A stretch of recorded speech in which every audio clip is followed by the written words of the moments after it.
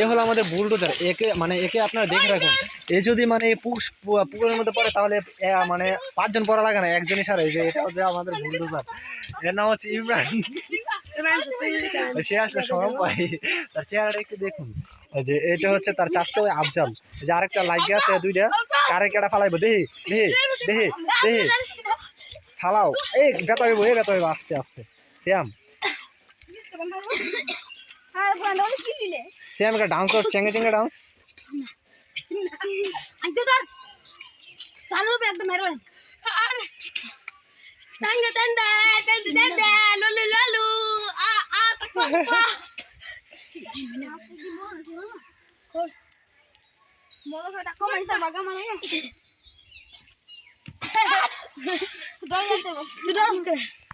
এই যে সব